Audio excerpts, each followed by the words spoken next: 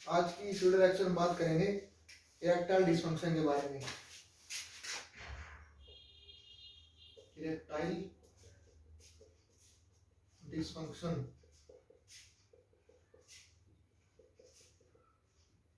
अब erectile dysfunction क्या होता है? इरेक्टाइल का मतलब होता है स्टैंड होना, ठीक है, किसी चीज का स्टैंड होना, किसी से खड़ा होना।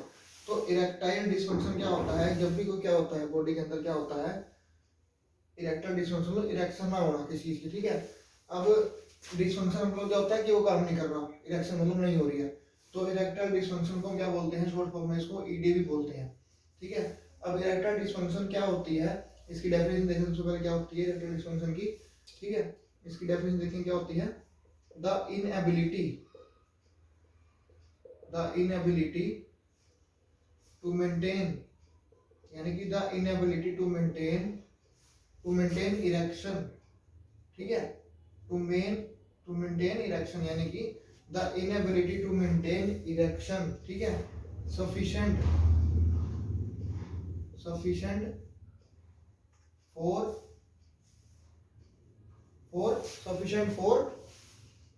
सेक्सुअल परफॉर्मेंस, ठीक है। अब मतलब क्या इसका?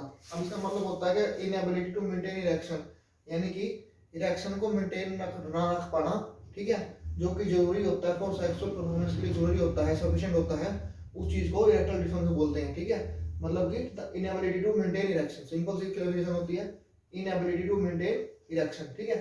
तो इरेक्टाइल डिसफंक्शन ये होता है। अब इरेक्टाइल डिसफंक्शन के कुछ कारण होते हैं बॉडी के अंदर कि इरेक्टाइल डिसफंक्शन बॉडी के अंदर हो कैसे रहा है, क्यों हो रहा है, उसके क्या क्या कारण होते हैं, ठीक है। तो पहला कारण इसके अंदर आता है हमारा डायबिटीज। क्या आता है भाई? डायबिटीज, यानी कि जिस पेशेंट को, जिस पर्सन को डायबिटीज की प्रॉब्लम है, ठीक है, उसको भी ये प्रॉब्लम उसको हो सकती है, इरेक्टाइल डिसफंक्शन की उसको प्रॉब्लम उसको हो सकती है, ठीक है। फर्स्ट इसमें आ गया डायबिटीज, ठीक है। अब डी से डायबिटीज, डी से क्या हुआ? डिप्रेशन, यानी कि जिस पर्सन को क्या होता है, बहुत ज्यादा मानसिक तनाव रहता है, डिप्रेशन रहता है, वो डिप्रेस रहता है किसी बात से, डिप्रेशन में है, तो तब भी क्या होगा? इरेक्टाइल डिसफंक्शन की प्रॉब्लम उसको हो सकती है, ठीक है। तीसरा कारण क्या होगा इसके अंदर? एक्सेसिव अल्कोहल कंजप्शन, यानी कि जो पर्सन बहुत ज्यादा अल्कोहल कंज्यूम करते हैं, बहुत ज्यादा अल्कोहल लेते हैं, ठीक है, बहुत ज्यादा ड्रिंक करते हैं, दारू पीते हैं, उस केस में भी क्या होता है? इरेक्टाइल डिसफंक्शन की प्रॉब्लम उसको हो सकती है, एक्सेसिव अल्कोहल कंजप्शन, ठीक है। एक्सेसिव अल्कोहल कंजप्शन के केस में क्या होता है?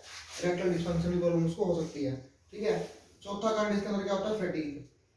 फैटीग का मतलब होता है थकान, ठीक है, यानी कि जिस पर्सन को क्या होती है, बहुत ज्यादा थकान महसूस हो रही है बॉडी में, बहुत ज्यादा मतलब बहुत काम करके आया है और थक रहा है, थोड़ा सा काम करा है, 10 मिनट काम करा है और थक गया है, तो उसमें क्या मतलब होता है इसका? उसको भी इरेक्टाइल डिसफंक्शन की प्रॉब्लम उसको हो सकती है, जिस पर्सन को बहुत ज्यादा थकान रहती है। अब उसको बहुत ज्यादा थकान क्यों रहती है? क्योंकि क्या होता है, बॉडी के अंदर एक हार्मोन होता है टेस्टोस्टेरोन। अब टेस्टोस्टेरोन क्या करता है? टेस्टोस्टेरोन बॉडी के अंदर क्या करता है? एक तो मसल मास बढ़ाएगा, क्या करेगा? मसल मास बढ़ाने में काम आता है, ठीक है, मसल मास बढ़ाने में आता है, और इंक्रीज द स्पर्म काउंट्स, यानी कि जो स्पर्म्स होते हैं बॉडी के अंदर उसको बढ़ाने में भी काम आता है। तो टेस्टोस्टेरोन क्या करता है? मेनली मसल मास बढ़ाता है और स्पर्म काउंट बढ़ाता है। अगर बॉडी के अंदर टेस्टोस्टेरोन लो होगा, क्या होगा? तो फैटीग महसूस होगी, किसी पर्सन को बहुत ज्यादा फैटीग, थकान महसूस रहती है, तो उसका मतलब क्या है? उसका टेस्टोस्टेरोन लेवल जो है उसकी बॉडी के अंदर लो है, ठीक है। तो एक कारण ये भी होता है कि जिस बॉडी में टेस्टोस्टेरोन लेवल लो होगा तब भी क्या होगा? इरेक्टाइल डिसफंक्शन कॉज हो सकता है, ठीक है। अब इरेक्टाइल डिसफंक्शन का पांचवा कारण देखें क्या होता है इसके अंदर? एंजाइटी, यानी कि सोचना, बहुत ज्यादा एंजाइटी होना, बेचैनी होना, कि बहुत ज्यादा वो सोचता है कि चीज के बारे में, एंजाइटी हो रहा है, अब क्या होगा, ये क्या होगा, वो क्या होगा, ऐसे करके बोलता है ना पर्सन अगर, तो एंजाइटी उसको है, ठीक है। एंजाइटी मतलब बेचैनी होना, हर समय सोचते रहना, बेचैनी हो रही है, इसको सोच रही क्या हो रहा है, बहुत ज्यादा सोच रहा है, ओवर थिंकिंग कर रहा है, तो उसको क्या बोलते हैं? एंजाइटी। अगर किसी पर्सन को एंजाइटी भी है, उस केस में भी क्या होगा? इरेक्टाइल डिसफंक्शन की प्रॉब्लम उसको हो सकती है, ठीक है। अब छठा कारण इसमें क्या है? एज फैक्टर, यानी कि अकॉर्डिंग टू एज भी क्या होता है? इरेक्टाइल डिसफंक्शन कॉज हो सकता है, क्योंकि जो हमारा ब्लड फ्लो होता है पेनिस में वो क्या होता है? कम होता है एज फैक्टर के हिसाब से, ठीक है। एज के अकॉर्डिंग क्या होता रहता है? जो हमारा ब्लड फ्लो होगा बॉडी के अंदर, यानी कि पेनिस के अंदर जो ब्लड फ्लो होगा क्या होगा? कम हो जाता है, इस वजह से क्या होता है? इरेक्टाइल डिसफंक्शन कॉज होता है, ठीक है। और इसमें सातवां कारण आता है हार्ट डिसीज, यानी कि जिस पर्सन को कोई हार्ट डिसीज है, यानी कि वो अगर उसको हार्ट अटैक आया हुआ है, कंजेस्टिव हार्ट फेलियर है, कोरोनरी हार्ट डिसीज है, उस केस में भी क्या होगा? इरेक्टाइल डिसफंक्शन कॉज हो सकता है बंदे को, ठीक है। तो इसमें डायबिटीज है, डिप्रेशन हो गया, अल्कोहल कंजप्शन हो गया, स्ट्रेस हो गया, एंजाइटी हो गया, उसके बाद हमारा हार्ट डिसीज होगी, तो ये सारे कारण होते हैं किसके? इरेक्टाइल डिसफंक्शन, क्योंकि बॉडी में जो है हमारे पेनिस के अंदर जो होता है ब्लड फ्लो कम हो चुका है इन बीमारियों की वजह से, ठीक है। इसलिए इरेक्टाइल डिस्फंक्शन कॉज होता है बॉडी के अंदर, ठीक है। या टेस्टोस्टेरोन लो हो गया बॉडी के अंदर तो भी क्या होता है, इरेक्टाइल डिस्फंक्शन कॉज हो सकता है, ठीक है। अब इरेक्टाइल डिस्फंक्शन जो होता है बॉडी के अंदर मेनली हम देखेंगे सबसे पहले जो पेनिस की इरेक्शन है वो बॉडी के अंदर ऑर्गन कैसे हो रही है, यानी कि जो हमारा पेनिस है वो इरेक्ट हो रहा है वो किस वजह से हो रहा है, ठीक है। उसका मेन मैकेनिज्म क्या होता है बॉडी के अंदर, उसके बाद हम पढ़ेंगे उसको हम ठीक कैसे कर सकते हैं, ठीक है।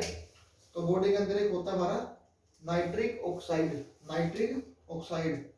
अब नाइट्रिक ऑक्साइड जो होता है वो क्या करता है, वो बॉडी के अंदर क्या करता है, वो ब्लड फ्लो को बढ़ा देगा, क्या कर देगा, ब्लड फ्लो को इंक्रीज कर देगा किसके अंदर, इन पेनिस, ठीक है।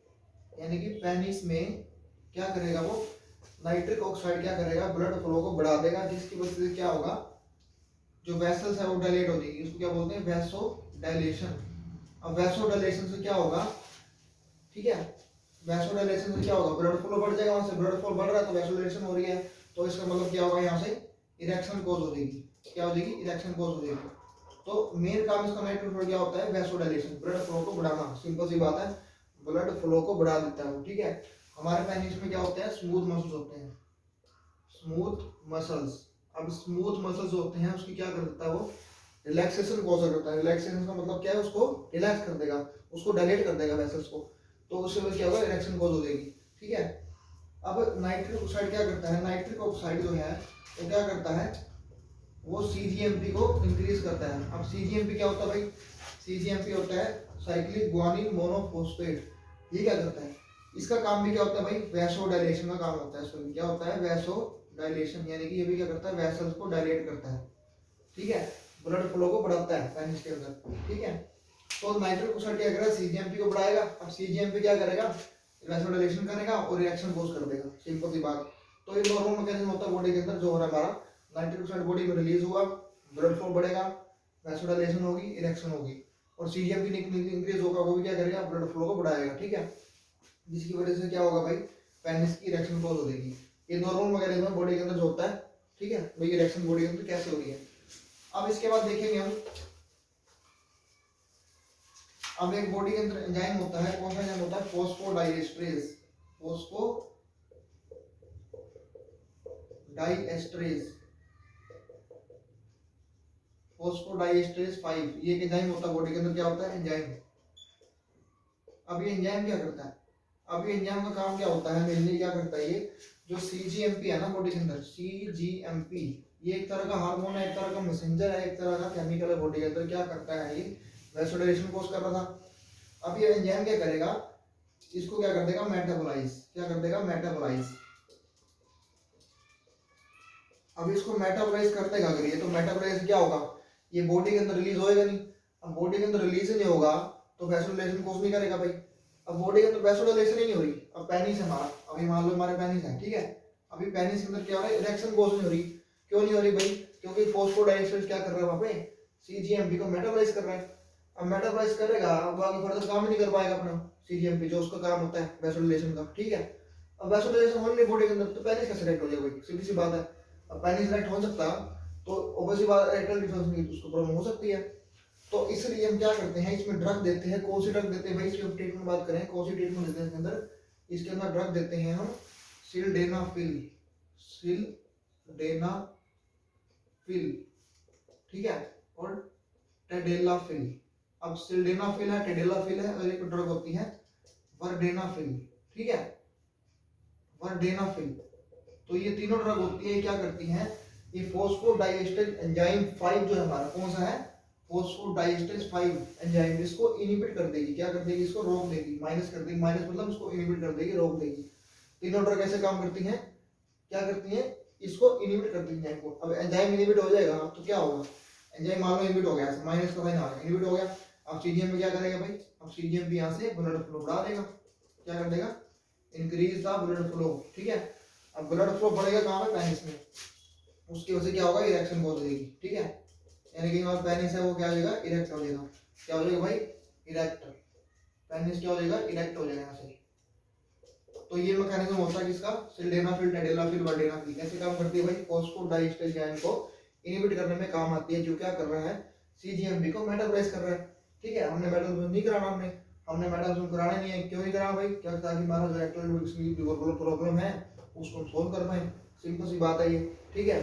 तो ये था मैकेनिज्म ड्रग का, ठीक है। और होती कैसे है हमने बात कर ली, कैसे होती, क्या क्या कारण होता है, डिप्रेशन हो गया, एंजाइटी हो गया, स्ट्रेस हो गया, डायबिटीज, एज फैक्टर्स, तो ये सारे फैक्टर होते हैं जो क्या करते हैं, इरेक्टाइल डिस्फंक्शन कोज करते हैं। सिंपल सी बात पड़ी हमने। उसके बाद क्या पढ़ा भाई, बॉडी के अंदर रिएक्शन कैसे हो रही है, नाइट्रिक ऑक्साइड से हो रही है, सिंपल सी बात। और तीसरी बात पढ़ी हम इसको ठीक कैसे कर सकते हैं, ठीक है। तो इसको ठीक करने की दवाई बता दी, सिल्डेनाफिल है, टेडेनाफिल है एंड वर्डेनाफिल, 3 इसकी ड्रग होती हैं जो कैसे काम करती है भाई, फॉस्फोडाइएस्टर एंजाइम को इनहिबिट कर देती है, जो क्या करता है, सीजीएमपी के मेटाबॉलिज्म को रोक देता है। बस, तो इसका मैकेनिज्म, ड्रग का मैकेनिज्म था, और किन कारणों से होते हैं हमने पढ़ लिया, ठीक है। और इसको कैसे ठीक कर सकते हैं ड्रग पढ़ लिया, ठीक है। तो ये था इरेक्टाइल डिस्फंक्शन, ठीक है। तो आज की वीडियो में इतना ही, और इस चैनल को सब्सक्राइब करें, लाइक करें ऐसे वीडियो देखने के लिए, बेल आइकन को क्लिक करें। Thank you.